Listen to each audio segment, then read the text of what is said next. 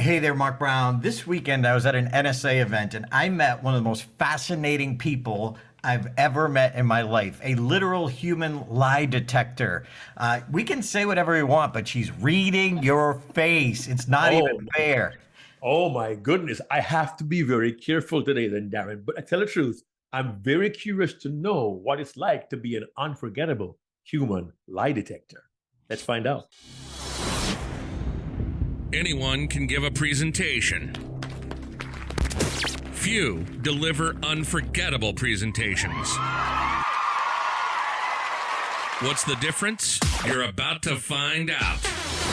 Welcome to the Unforgettable Presentations Podcasts with your hosts, world champion speakers and coaches Mark Brown. Your life tells a story, and there's someone out there who needs to hear it.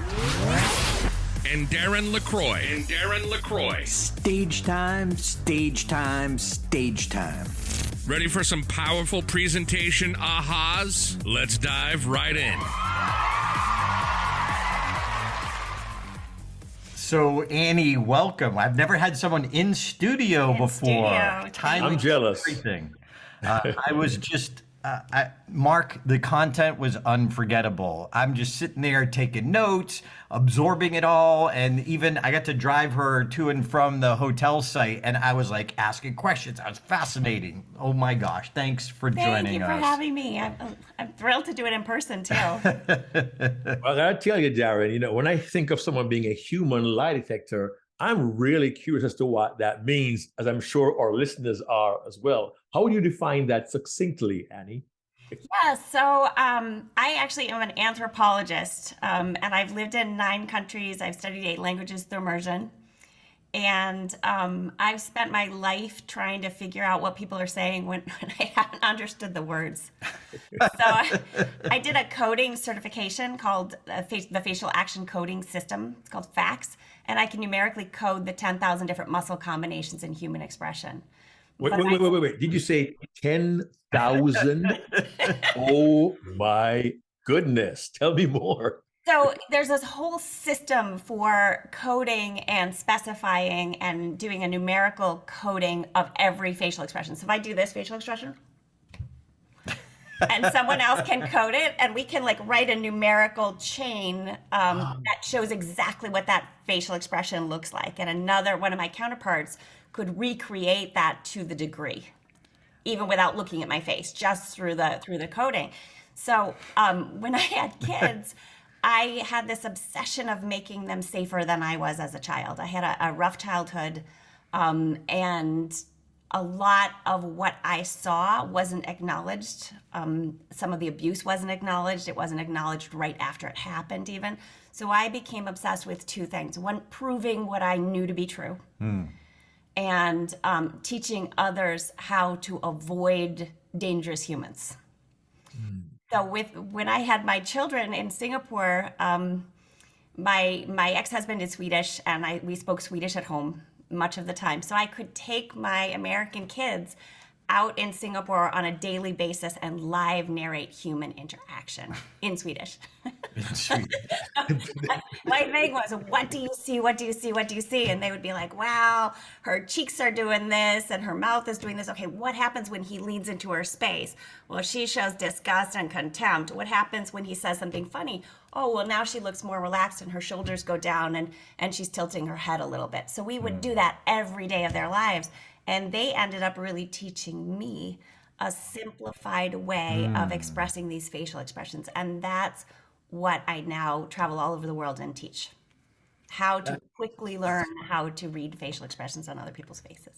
And at the event this weekend, Yeah. you told a story about your daughter and how you, Yeah. would you be willing to share that story? Sure. So my 5-year-old came home from school one day and she said, I doesn't like Matthias's teacher's husband. And I thought, let's just be, I'm cooking dinner, I'm working full time, I'm exhausted. My inclination is to say to my 5-year-old, just be nice. But I taught her to code and I taught her to recognize predatory behavior. And so I stopped and I said, Emma, why don't you like him? And she said, well, because he shows contempt and disgust when he talks to me. Yeah, you're doing it great, Mark. That's spot on. So if I tell you, if I show the facial expression of disgust and I say, I hate broccoli, okay, well, you really have strong feelings about broccoli. That's fine. But if I'm telling you, I'd love to work with you, I mean, that's a problem. Or if you're looking at a little 5-year-old girl and you're saying, nice to see you, Emma. That's problematic. And so probably his microexpressions were a little bit more subdued than what I'm showing you right now. But you have this visceral physical reaction where you want to lean back from somebody who's showing you that facial expression. And what had happened was that her little brother, Emma, and her little brother Matthias went to the same school. And Matthias's teacher's husband was popping in over and over into the classroom. He was actually making a bed for the little boys for nap time. And he was a pedophile, and we went to the head of school and they did a background check right away, and he was sent back to Australia, extradited. And it was because she was able to identify it, and the reason he was showing contempt and disgust was that he wanted access to the little boys, and she kept getting in his way. At 5 years old, 5 years old, she saved her little brother and countless other kids. Yep. And he had targeted this teacher. They had met in, I believe it was Thailand, a few years before, and he targeted her and married her because she had access to kids. Wow. I know we're kind of off the topic of speaking here, but the thinking that goes through that decision to use her as an avenue to get the kids. Oh, well, think about it. I mean, I do a lot of work with predatory behavior. I mean, think about it. We're strategic human beings, and we think all the time, where am I going to find clients? Or if we're single and looking for love, where am I going to find a romantic partner? We strategize about our lives all the time. So predators will, I mean, if you look at pedophiles, for example, where are they going to work? They're going to work in churches. They're going to work in sports clubs. They're going to work as teachers. There's a variety of places they're going to go where they get access to not only children, but where they can isolate children from the grown-ups that would keep them safe.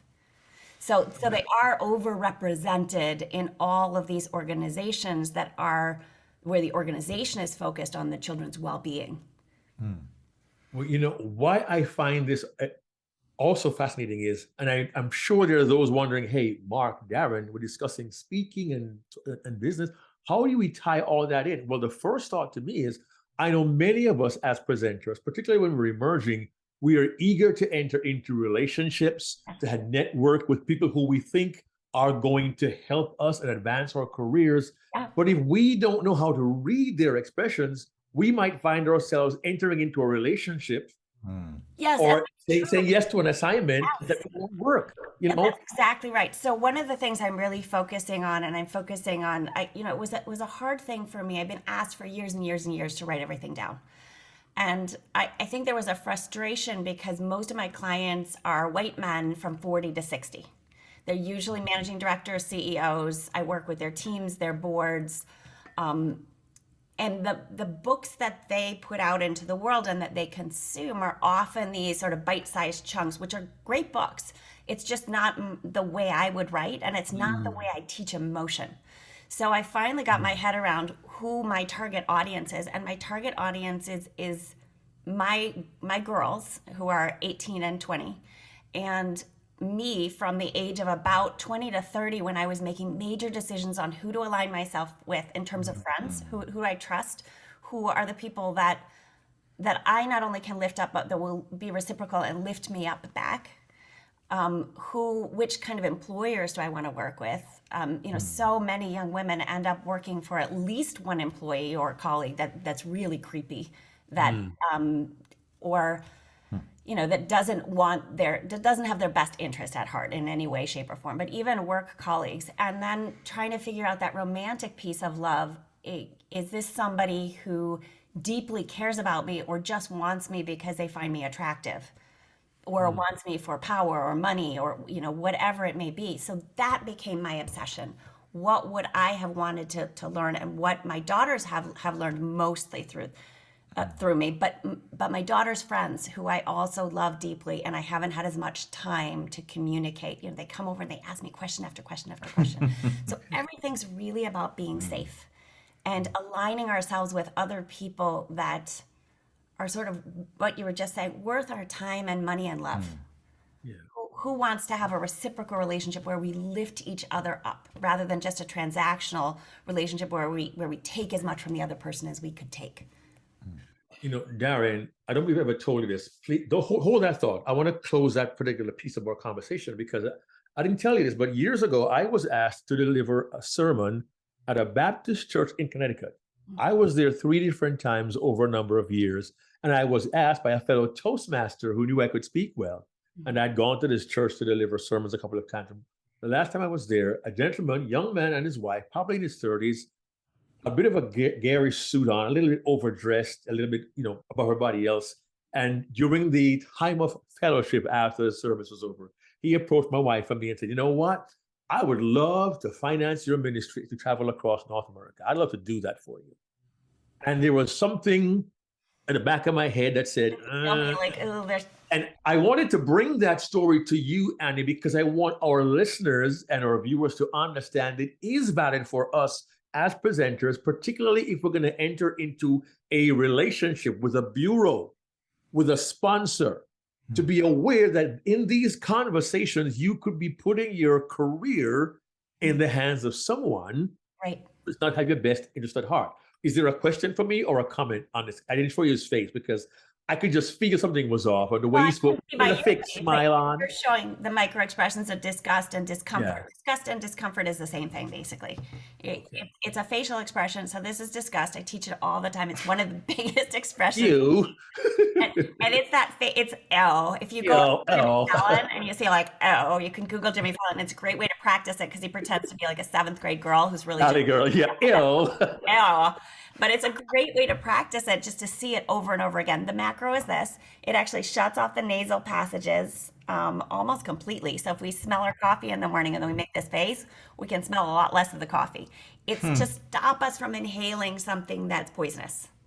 Ooh, wow. Fascinating. And we do that even when something's really socially toxic. So when I would tell my kids, time for bed, I want to go to bed. Stop poking your sister. It's annoying. And most of us are trained out of that. I have one friend who's a realtor, and she makes this facial expression whenever somebody gives her a price she doesn't like. She goes, and they go, maybe should I just increase the price a little bit? Do you think? And she goes, "Yeah, think." So she uses it towards her advantage. But the micro is just this. Yeah, it's a little. Just a flicker of, I don't like that. And so when you're making that facial expression, I make it too. It's one of the great pieces of human expression. It's how we connect and how we understand what the other person is feeling, is that on a subconscious level, we mirror that facial expression. Too much Botox will stop that process. I'm going to ask you about the Botox. The Botox question. It makes you emotionally a little slower. How does that affect what you do when you're reading people? Okay, so these are our concentrator muscles, our problem-solving muscles. You can see forehead right here. They're etched right into my glabella, which is the skin between my eyebrows right there. And they're deep on me because I had my kids way too close together. So it's like 6.5 years of, how am I going to get sleep? Everybody needs to sleep. Everybody needs sleep. So it's the same in anger and concentration, right? And that makes sense because if we're angry, there's something off, there's something wrong. And if we're problem solving or concentrating, we're trying to fix something, we're trying to solve something. It's the solving muscles. But with anger, we're always going to have tight lips. Right? And you can tell, like, it's to bed, no. Whether they're funneled or so I get people. I had this at the NSA chapter event that people would come up to me and say, so and so is always crabby. And I'm like, no, he's not crabby. He's just thinking. He's just thinking. That's completely different. If you were crabby, his mouth would be tight. That's fascinating. And so we kind of went there. We touched on it. Yeah, come back, rub me back in. The kids. You trained your kids. I did. Human lie detectors. And did that backfire on you? Oh, big time. So badly. It seemed like such a good plan. So the first problem was when they hit about 5th grade. Now my son will read it and then not be as sensitive to it. he's got a really testosterone soaked brain, and he's just not as, he doesn't care as much. He's a thoughtful, loving human being, but he doesn't get worried about other people's feelings. My girls both came and they said, I hate that you taught me this. See, tight lips. And because I can see when people don't like me. And I was like, oh, what have I done to my kids? Middle school, yeah. I can see, we can see what somebody's feeling, not what they're thinking. So someone says, so my kid says, do you want to come over after school? And they go, that might mean that their house is really messy. They're not allowed to. They're grounded. They already have a play date. It could mean any number of things. When they got older, they loved that I taught them micro expressions, all of them, because they could see when other people were suffering, when other people were struggling. And that makes it so much easier to manage angry humans. And God knows we have a lot of angry humans out there. Yeah, But if somebody's like really crabby and they're puckering their chin, my kids know that that chin pucker means that they're having a really rough time. So somebody's like, well, why did you do that? And they're going like this, like, well, they sometimes won't even answer the question. They'll just say, hey, we're all getting together for lunch. You want to come? Yeah, actually, that I can come. And so whether you're in church or wherever, that being able to help is very useful. My son, when I was just getting divorced and I was going out to dinner with somebody that I hadn't seen in a really long time, my son came and looked at me and he goes, you like him, huh? And I was like, what do you mean? And he had noticed my pupils dilate when he said his name. That's my vulnerability. Like, I didn't like that. So both of my girls wrote their college essays about what it's like to grow up in a family where you can't lie. And my kids will tell you that I don't lie to them. Generally is the qualifier.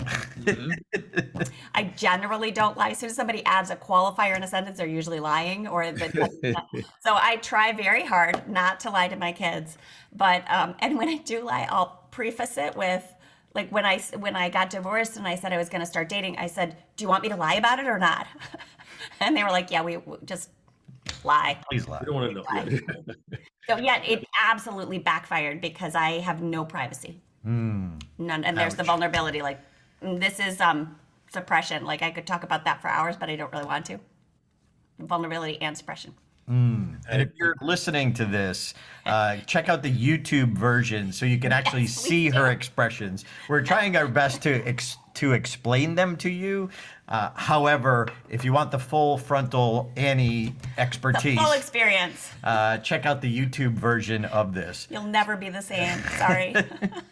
So a couple of things. Number one, when you were talking at NSA this weekend, you're talking about negotiation. Yep. So if you're sitting down and you're doing a pre-call with a client or a potential client, you just talked about when the pupils dilate. Yes. Like when the pupils dilate, and you've got to start being aware and start looking for that and training yourself to look for that. When their pupils dilate, that's when you close the sale. That's when you close the sale. That's when yes. So That's let's when you do close the sale. this. Okay. So pupil dilation is one of the fastest things to learn. You get it almost instantly, but then you have to practice. Like everything, this is a language. And when I work at church, when I've done this at church, I've called it God's language. But the reality is it's hardwired into all of us.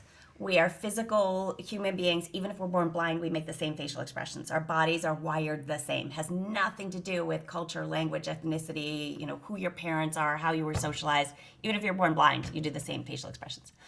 So back to your point, one of the things I teach my clients and students is that in any face-to-face interaction, the first thing you do is gauge the pupil size as soon as you're in a meeting. When you get to a point that's really exciting for the other person, their pupils will swell. And it's almost like raising a flag going, yay, I'm interested in that. So you prep for your negotiation, but if you see those pupils dilate and they're raising that flag of like, hey, I'm interested in this, you stay on that topic. And that's when you can move forward in your deal. I have tripled my price at times when I see people dilate. I had this one client, I hope he never sees this, but he said, I leaned over into him and he was a really, really good guy, very smart, but I knew there were just a couple things like what you do. If I just polished certain pieces, I could make him really shine. So I leaned forward and I said, you're a good leader. I can make you a great leader. And his pupils went ding, and I tripled my price. I've also printed up contracts, and he's going to kill me for saying this. That's it, blank. Another friend of mine, I wanted equity in his company when I was in Singapore, and I was at this stage of my career where I wasn't going to do strategic advisory unless I got equity. And he said, no, I'll pay you retainer. I was like, nah, I just want the bragging rights. You can give me like a little bit of equity, but I want 1%. And I printed, he said, no, I don't give anybody equity. Not even my CEO has equity. I was like, yeah, okay. We don't have to do it. And I printed up a contract and I put it like on a folder with a pen attached, put it in my purse, and I carried that purse around for 3 weeks because we shared office space. And I waited, I said something really complimentary towards it, got his pupils to swell, passed the contract over the table and just said, just sign it. You want to. You want to do The it. poor guy, he signed it. I did every single thing I promised him I would do. And he ended up selling the company and making a huge profit. And so I knew I could deliver on it. And I also knew that it was good for him. And I also made sure that the contract was super short and simple so that it took like 2 seconds for him to be like, whatever. But the poor guy, of course, he didn't know in Singapore that I worked with micro expressions and that I could code because I kept that part of my identity secret. So he found out many years later. He's like, that's what you did. You used my micro expressions. And I was like, yeah, pupil dilation. Super, super effective. And you also taught us this weekend about smiling, not a true smile. So we saw some pictures, I won't name names, of some celebrities who were their micro expression. Well, you taught us that that's a fake smile. Yeah. That's a fake smile. So That's what's fake just Okay, so tell me, let's try it on Mark. Mark, if I give you a genuine smile versus a fake smile, how do you know if a smile is real? One of the things I look for are the laugh lines here. Right? Crow's feet, right? Crow's feet, yeah, that's one of it, yeah. Okay, I'm doing a crow's feet smile. Does this look real? Well, here, teeth are clenched. If the mouth is fairly open, and it doesn't look to me, and I'm no pro at this, but if I think the smile is too broad, I tend to doubt it, right? Okay. If I smile That here, makes sense because it's going too much horizontally. yeah, if it looks, oh yeah, this is great. I tend to think like, what are you up to? Funny. As opposed to just, I think how do I say this? It's almost like an ease of the way they smile. It seems natural as opposed to, and I remember, Yeah, no, that's good. I was the youth program chair for the National Speakers Association Youth Convention back in 2014.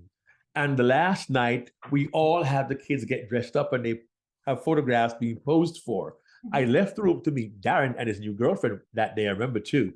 But I saw the youth come up and they said, okay, let's go, guys, let's go. And these girls who were the prima donnas, they go, okay, you guys ready? Okay, good. Okay.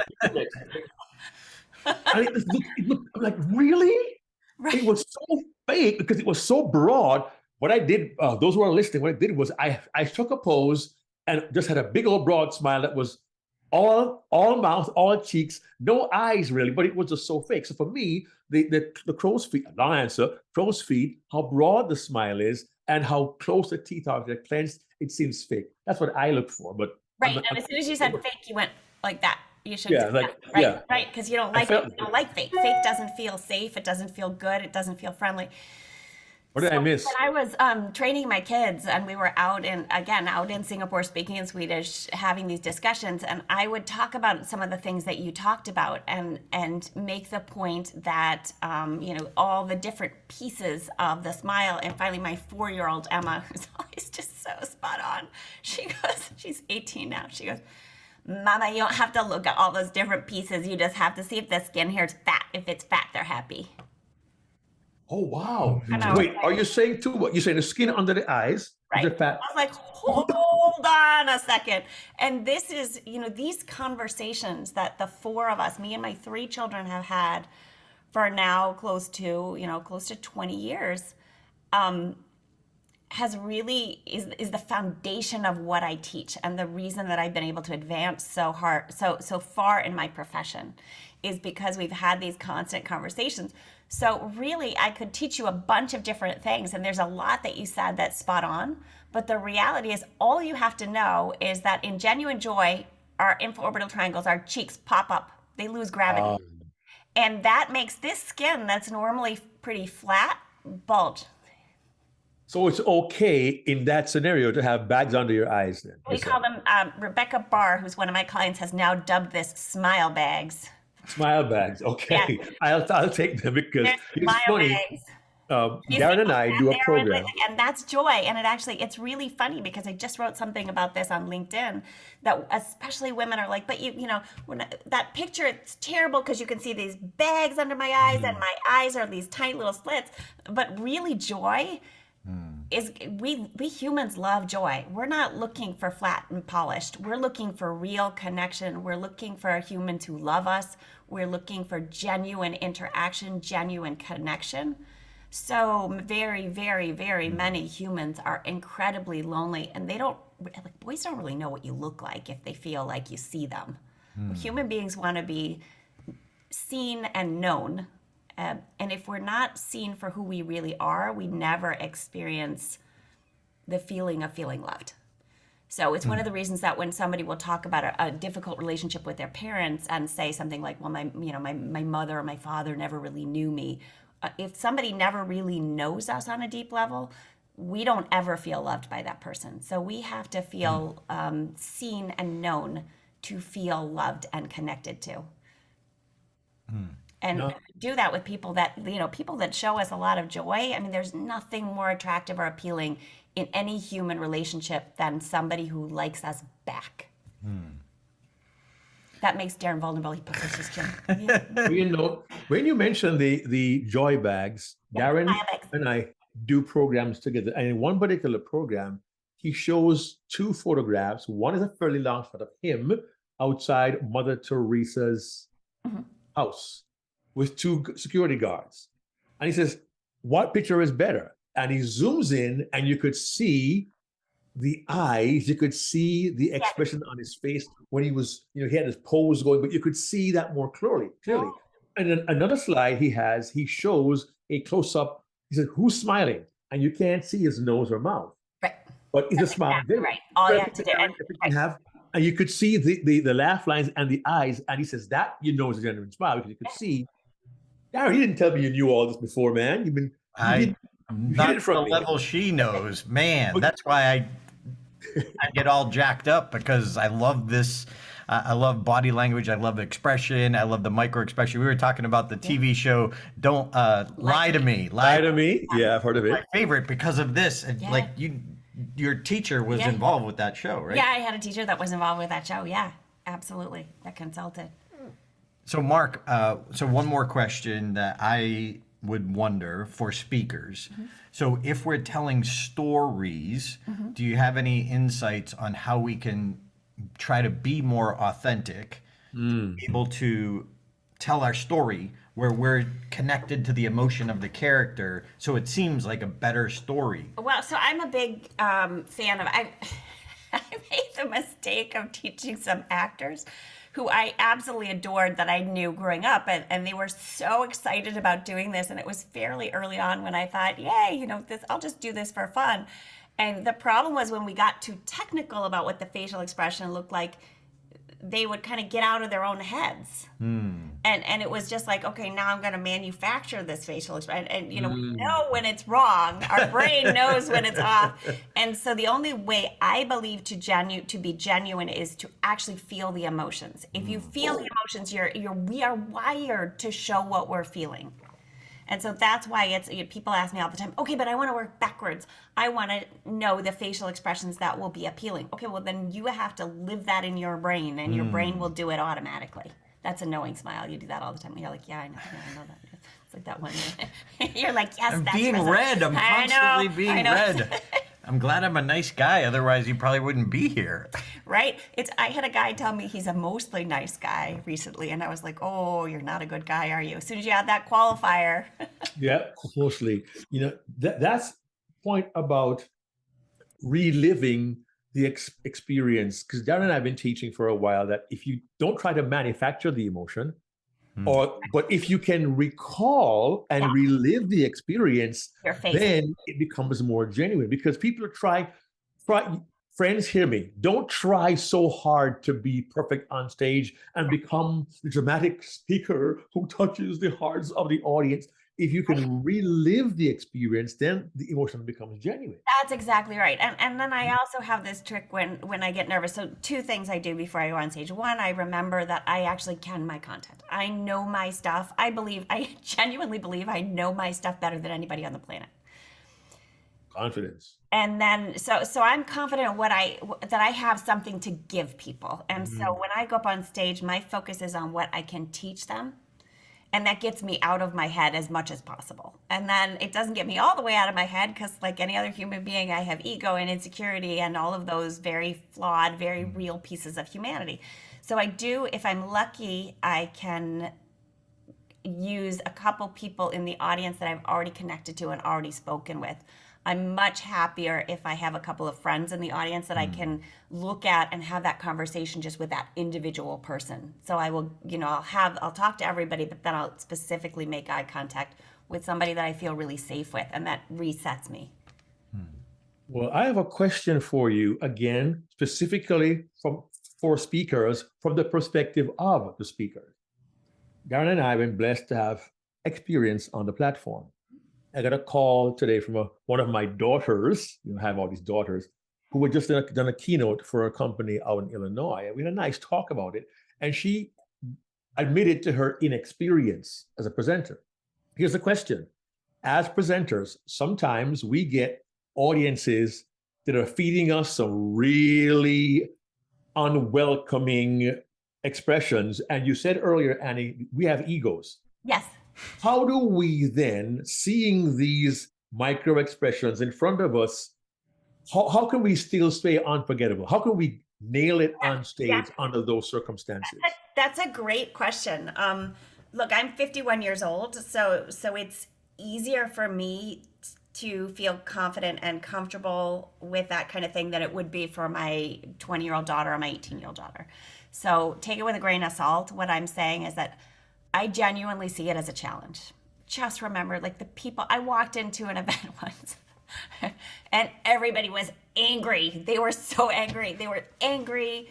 They were irritated that it was a kickoff meeting, and they were irritated that their day had been interrupted. They didn't want to do another one of these things. And what was, as soon as I got up on stage, one of the MDs in the company said, wait, can we just, got like 2 minutes into my introduction, I wasn't feeling well. I was really kind of out of it. And the guy said, hey, can you just stop and like code everybody in the room? What are you feeling in the room? And I thought, I just said, no.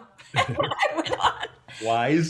And that happens, but people's crabbiness, and if you frame it as crabbiness, it's easier to manage than disgust or anger. Because 4-year-olds are crabby, right? And big people get crabby too. And so if you're dealing with a crabby audience, treat them like a bunch of preschool kids. You just like, they're crabby. They need a nap, a snuggle, and a snack. And there's nothing we can do about it right now. But, hopefully later they'll get to have some coffee and a muffin, and somebody will give them a big hug and say something nice and scratch their bellies a little bit and they'll feel better. But really, the audience's mood when they come into your event is not your problem and not your thing and doesn't have anything to do with you. So take it as a challenge and see if you can soften them all up by being warm. We talked about, I think I mentioned this to you the other day, and I certainly said it to Kathy, that one of the things we talk about in Sweden, where I spend a lot of my time, is that it takes two to tango. If one person starts dancing the waltz, the other person can't keep tangoing. And so if somebody meets you and is really, really crabby, and you kill them with kindness and just are kind over and over and over again, they'll eventually just surrender, because it just takes a lot of energy to be crabby. So I would say to all the young people, just go up and do your thing and don't feel responsible for everybody else's crabbiness. The world is kind of rough and everybody's struggling, and their problems really have nothing to do with you, but you can maybe help them out a little bit and just spread a little joy, a little love, a little affection, and do your thing. A little love, a little joy, a little affection, rub their bellies. I like that. Snuggle and a snack. Same question, but flip it. you walk in, and I believe you have, to the perfect audience. Yeah. You're seeing genuine smiles, you're feeling the love. How does that help you to become even more unforgettable on stage? I think we humans mirror each other with our body language, with our expressions, both our macro and our micro expressions. So if we get love, we feel love, and we thrive on that. So kindness is contagious, just like anger and crabbiness is contagious. I absolutely do better on stage, as I'm sure the both of you would agree, if you're in a warm and loving environment. The more we relax, the more we can shine and do our thing. So here's the middle. You've got the crabby and the oh, Darren's angels sound effects will normally come in here. But then there is the audience that comes in flat. Yeah. Do you find yourself as a presenter presenting or analyzing and presenting? How does that work? Mostly presenting. When I go into the headspace of presenting, if I focus too much on the analyzing, I get cognitive overload. Okay. It's just too much to do. So I get into my groove. But I did that. I did the Edge, this GLC Global Leadership Conference for an organization called Young Presidents Organization, and they do the largest group meeting. They're actually doing it in November now for CEOs all over the world. And the first time I spoke for them, I did 2 breakout sessions. and the first day I did it, it was the highest frequented event that they had. And then the second day, it was all the people who were interested in microexpressions had told their friends, you have to go see it. And the jokes didn't land as well the second day. And it's because, at day 3 of the conference or whatever, people are more tired. Mm-hmm. And so as a presenter, we need to know that there are going to be days when your audience is flat. They may still find your stuff fascinating, but it has so much to do with what they're showing up with. And we know as people who travel all the time, you try to do your best, but there are days when you're tired. So the audience's mood is almost none of my business, or at least that's the headspace I try to get myself into. I still need to teach. I still need to give my gift to them, regardless if they're tired. And that's why I do generally treat even big humans as if they were 4-year-olds.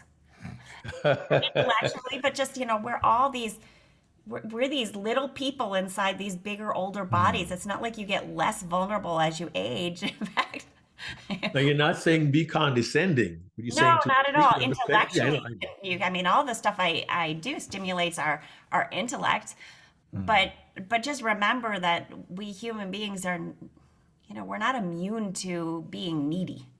And what I see everywhere all over the world, in fact, in airports, I have to take off my glasses because it's just so much neediness and so much struggle.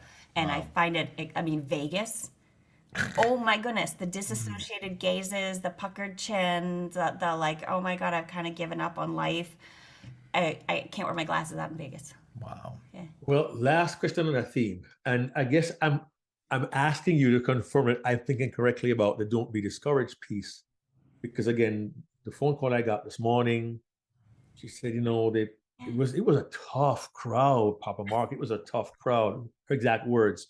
And I know sometimes when someone is emerging, even fairly experienced, and they see the closed posture, arms folded, they see the micro, and it becomes a macro expression. Yeah. And they've worked so hard and they're not sure how to cope with that. But we all want to be unforgettable on stage. Yeah. So specifically, I want to narrow it down to that scenario where their confidence as a speaker is low. They get this big chance and they walk in and see an audience that tells you they don't want to be there.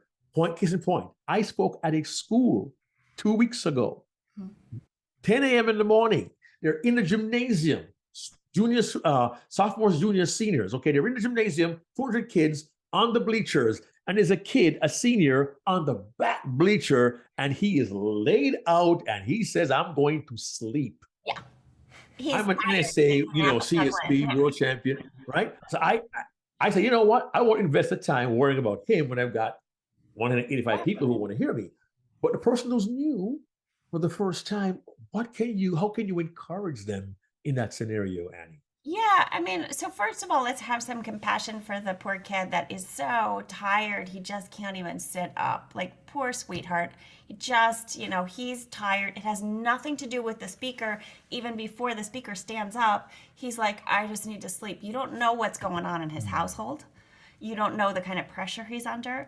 You don't know if his siblings have special needs, or if somebody is struggling with mental health, or if he's had a good breakfast, or, any of these things. Let's have some compassion for the humanity that shows up. And then let's focus on what you have to give. Now, I realize that's much easier for me to say at this stage as a grown woman with 3 children, but anytime we're focusing on what we can give to other people, that helps us get out of our head. And then there's that song, like, what is it? What are the lyrics? Mama said there'd be days like this. There are days like this. And when my oldest daughter is very ambitious, she works in the music business industry. And one of the things we talked about from the age of like 10 was, okay, honey, the people that are really successful in any field are the people that just keep showing up and trying over and over again. And if you try for 10 things that you really want, you might get one of them. And that's fine. That's great, because now you've gotten one thing that you never would have gotten if you hadn't gone after all of those 10. But let's be realistic about the numbers. I mean, how many of the events, in how many of the events that we go after do we actually get? My numbers are getting better for every year, but it's still not 100%, and it's never going to be 100%. And it's an illusion that everybody else knows what they're doing. I don't know any grown-ups who know what they're doing, period. Nobody knows what they're doing. We're all just kind of managing and doing our best and showing up over and over again, and we are going to have bad days. You have to be willing to get through the bad days to have the good ones. Wow, thank you. This is a really, really gold here, because, again, you can probably tell, Annie, I am very sensitive. I like it. You and emerging speakers and what they're dealing with, because I've been there, and I didn't have much of what you shared with me today. I did not have a clue about any of this when I was starting out. Right. And I aired my way to the top. I didn't know how to read an audience. Yeah. And somebody said, well, Annie, how do you really read the audience? I mean, do you even try and do it before you go in the room? No, I mean, a lot of the times I don't, because I still have to show up and give. I mean, think about it. It's not that different from being a middle school teacher, where you're showing up every day and your kids are showing up with all their baggage, all their mental health struggles, all their physical struggles of being exhausted. Kids, when you're talking about 10 o'clock in the morning, teenagers aren't really even awake until like 11 a.m. So I heard that study was done, yeah. People that should be asleep. So you got most of them wide awake. That's pretty good. Darren laughed because he had to handle it. Wait, Darren, how did you feel when you had to face, was it middle school kids or high school kids? Oh, gosh. I called Mark because he used to. I grew up with that. 200 times a year. I'm like, Mark, what do I do? What do I do? They're intimidating. Help. Yeah. And sometimes our expressions speak so loudly, right, that but many of us, we don't really know how to read this. Now, we do talk about Paul Ekman, who established that there was happiness, sadness, anger, fear, surprise, disgust. I checked his website. I was told it's no longer 6, but it's 7 basic. They changed happiness to enjoyment. I know. And they added contempt. There's so many more than that. But I know. Paul Ekman is wonderful. He's really done the biggest body of work in the field. He's he's a brilliant man. He's very, very focused on academic research, and he's very thorough. I care a lot less. I kind of go out and poke real humans in real life situations, and I'm like, well, this is what I know. Let me tell you what I know. I'm much less concerned with proving it. So he's a much better source than I am when you want to look at the science behind it. Right. If you want to know what's really practical and what works, and you want the shorthanded version of like, let me teach you a couple tricks in a few minutes, I'm your person. But yeah, there's much more that's universal than 6 or 7 or 8 or even 12. We humans do the same things over and over and over again. Yeah, again, and I want to clarify for the audience, I forgot the qualifier, basic. Yes. All 7 was the basic emotions. But I mean, anybody who's interested, I would recommend Paul Ekman. It's Ekman. He's just done this fabulous body of work. He's a very, very, very good at what he does. And what I love about you, though, is thanks to your kids, Oh, yeah. giving them credit, you've simplified it so it's easier, simpler, and Yeah. more practical. Yes, I was one semester away from getting a teaching degree when I decided to go into anthropology. And I've spent, because of all these different languages, I've spent my entire life, one, reading people that I didn't understand, and then two, translating and focusing on, okay, well, how do I explain this when I only have, a very limited amount of words in this language? Or how do I translate with this for this person who doesn't speak the language that this idea originally came from? So I had all these different patterns of thought in my brain, because each language is a separate roadmap, and you can't, you think differently in different languages. And unless you've learned languages through immersion so that you have them completely separate, Right. that's hard to understand. It certainly was hard to understand. I spoke only English until I was 16. And so when I started to speak Swedish, I thought, this is a whole different structure for thinking than English. And so that's made me very flexible and able to put myself in that position. And I like to play. So I don't go into a laboratory to figure out facial expressions. I just kind of go to somebody like, poke, what happens if I say this inappropriately? What happens if I say this? What happens if I say this that's totally outrageous or really uncomfortable? And then I can backtrack and be like, no, just kidding. So that's where my kids and I have had the fun of the play of learning about humans.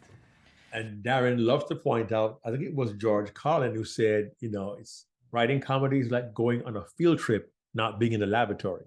So you are the epitome, That's right. quintessential I'm on a playground lifelong field field trip. One big word, Darren, quintessential. Darren? So Mark's taking notes and doing his keepers. So we kind of wrap it up with two things because I want to honor your time. So one, who is your perfect client? Because I want people to know more about you. So who are some of the kind of clients you work with where you're speaking to a group? So, my absolute obsession is at some point to get some kind of technical solution so that I can reach the autism community in a larger way than I'm able to today.